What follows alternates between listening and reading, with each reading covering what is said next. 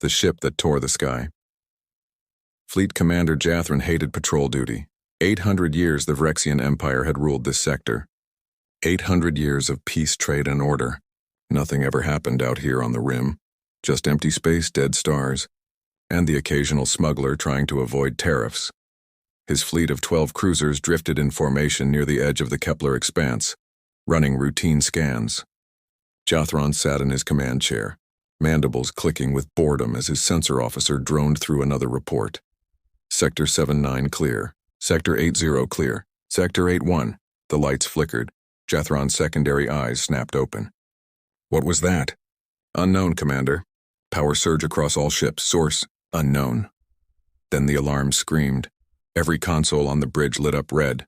The viewport shutters slammed shut as emergency protocols kicked in. Jathron's crew scrambled, their exoskeletons clattering against metal floors.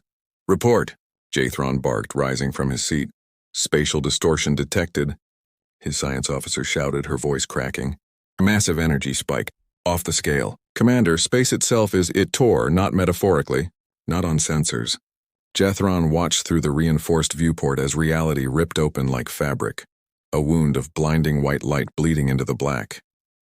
The tear stretched for kilometers, crackling with energies that made his ship's shield scream in protest. And then, from that impossible wound in space, something emerged. A ship. No, calling it a ship was like calling a star a candle. It was colossal. 30 kilometers from bow to stern. A sleek predator of dark metal and geometric perfection. No unnecessary curves. No decorative plating. Every line, every angle screamed purpose. Weapon ports ran along its flanks like the scales of some ancient beast. Its hull shimmered with energy fields Jathron's sensors couldn't identify. And on its side, painted in stark white against midnight black armor, was a symbol. A blue sphere wrapped in laurel leaves. Beneath it, words in an ancient script the translator struggled to parse. United Earth Systems Navy, UESN Vindication. Jathron's blood ran cold. Earth? His communications officer whispered. But Nix, that's impossible. They're extinct. The archives say, oh, I know what the archives say, Jathron hissed. His claws dug into his armrests. But that ship is real. The human vessel hung in space like a sleeping god. No movement. No communication. Just presence. The kind of presence that made Jathron's instincts scream predator. Hail them, he ordered, forcing his voice steady. Standard first contact protocols. Universal greeting. To it now. His officer's claws trembled as she worked. Broadcasting on all frequencies, Commander. Silence. 10 seconds. 20. 30. Then the human ship moved. It didn't accelerate. It didn't turn. One moment it was stationary.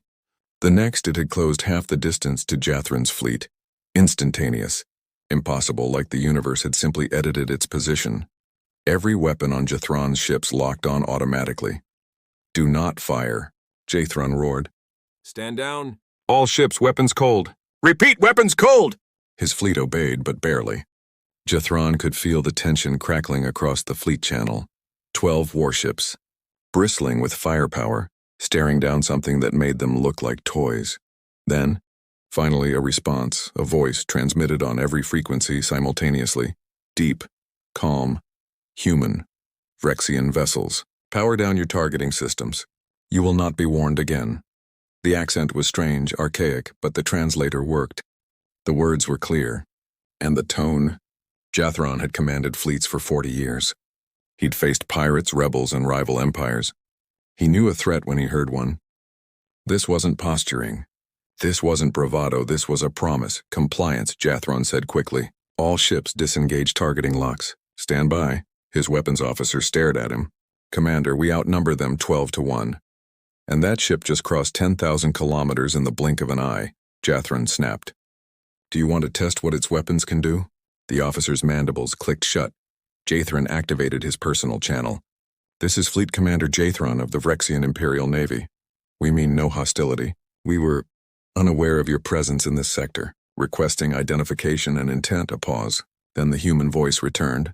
Commander Jathron, your Empire's records list humanity as extinct for 817 standard cycles. That is correct according to our archives. Jathron admitted carefully. You are the first human vessel we have encountered in. We did not go extinct, Commander. We simply left. The words hung in the void like a blade. Left?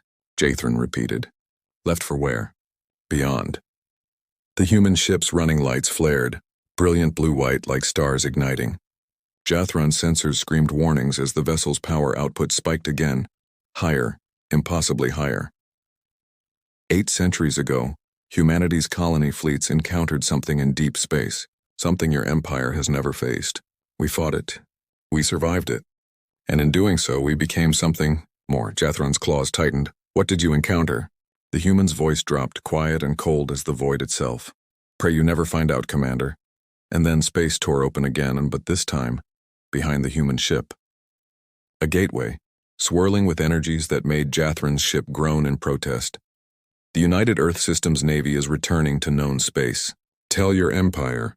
Tell the galaxy. Humanity has not forgotten, and we have not forgiven. The ship began to turn, its vast bulk moving with predatory grace. Wait, Jathrin started. But the human was already gone. The vindication slipped through the portal, and reality sealed behind it like a healing wound. Jathrin sat in his command chair, staring at empty space where a god had stood.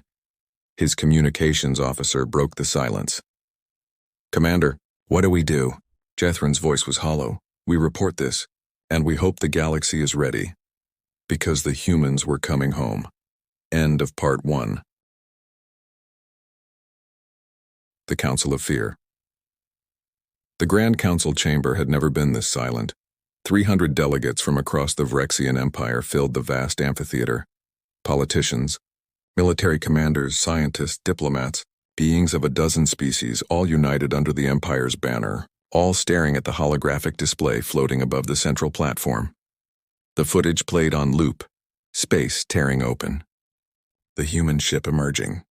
That impossible movement, instantaneous, defying every known law of physics. And then, the final image. The vindication vanishing through a gateway that shouldn't exist. High Chancellor Vectress stood at the podium, her forearms folded behind her carapace. She was old, nearly 2 centuries, and had guided the Empire through wars, plagues, and political upheavals, but she had never seen her council afraid like this.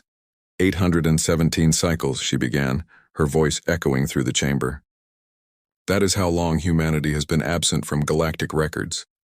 That is how long we believed them extinct. She gestured to the hologram. The human ship rotated slowly, every detail magnified. Fleet Commander Jathrin's encounter occurred 72 hours ago. His sensor logs have been verified. His testimony corroborated by 11 other ship captains. This is not a hoax. This is not a mistake. Murmurs rippled through the chamber. Vectress raised one hand, demanding silence. Humanity has returned, and they have returned. Changed, a voice called out from the upper tiers. General Karvoth, commander of the Empire's 3rd Fleet. His species, the Krell, were warriors by nature. His tone dripped with disdain. Changed or not, they are one ship. The Empire fields 10,000 warships across 70 systems. Why does this council tremble before ghosts? Vectress fixed him with a cold stare. Because that one ship demonstrated technology we cannot explain, General. Because it moved through space in ways our best physicists say are impossible. Because it opened a gateway to somewhere beyond mapped reality. She paused. And because the humans made it very clear this was a warning. A warning? Karvoth scoffed. From a species that fled the galaxy 8 centuries ago? What did they flee from, Chancellor? What were they so afraid of? The chamber fell silent again. Vectress activated another hologram, ancient records pulled from deep archives, faded images of human colony ships, thousands of them, launching into the void during the late expansion era. Our records state that humanity sent colony fleets beyond the rim, into uncharted space. Contact was lost. We assumed disaster, mechanical failure, stellar phenomena, pirates. She zoomed in on one final transmission log, the text glowing amber. Mayday. Mayday. Colony fleet. Aurora. Unknown contact. Unknown hostiles. They're not. The log ended. That was the last message ever received from a human vessel. Vectress said quietly, until 3 days ago. The silence was deafening. A new voice spoke, soft, analytical. Dr. Yeneth, the Empire's chief xenobiologist, stood in the lower tier.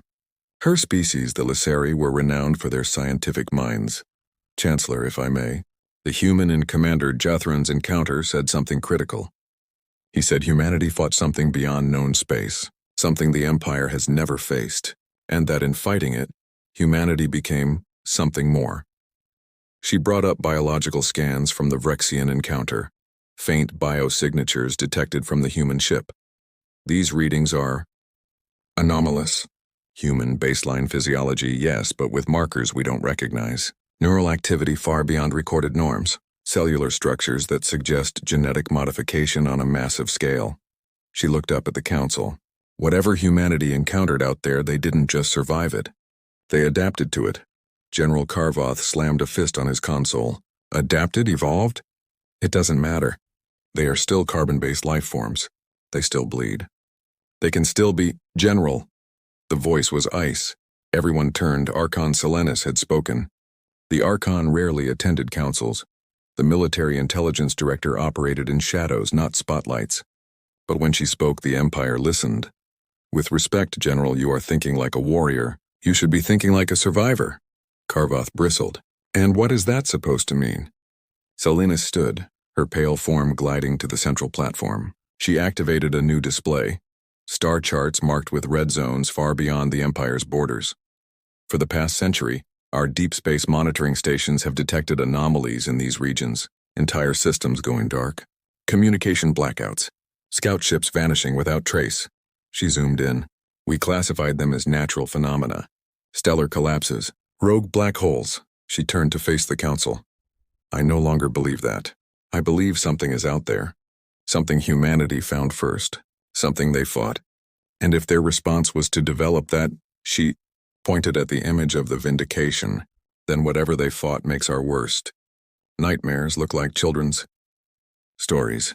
The chamber erupted. Delegates shouted over each other. Some demanded military mobilization. Others called for diplomatic outreach. A few argued for retreat, for fortifying the Empire's borders and praying humanity passed them by. Vectress let them argue, let them vent their fear. Then she raised all four arms and the chamber fell silent once more. Enough. Her voice was steel. We will not panic. We will not provoke. But we will prepare. She gestured to the hologram. The human said humanity is returning to known space. That means they will make contact again. When they do, we must be ready, not for war, but for answers. And if they don't offer answers? Karvoth challenged. If they come as conquerors? Vectress met his gaze. Then, General, we hope 8 centuries of isolation made them merciful. Because if it made them ruthless, she looked back at the image of the human warship, then the Empire will learn what it means to face a species that survived the void itself. The council chamber fell silent. On the hologram, the Vindication hung in frozen stillness and a predator, waiting. Meanwhile, far beyond the rim, in a hidden system unmapped by any galactic chart, 10,000 human warships hung in formation around a massive station. Not a military base, a city, a fortress, a monument to survival carved from steel and desperation. In the command center, Admiral Keiko Tanaka watched the same footage the Vrexians had seen. Commander Jathran's frightened face, his fleet trembling before humanity's return. She allowed herself a small, cold smile. 800 years, she murmured. 800 years, and they forgot what happens when you back humans into a corner. Her second in command, a battle-scarred veteran named Chen, stood beside her. Admiral, the Council is asking for authorization. Do we proceed with Phase 2? Tanaka turned from the viewport, her eyes hard as starlight. Yes, send the fleet. It's time the galaxy remembered. She looked back at the stars. Humanity doesn't knock twice.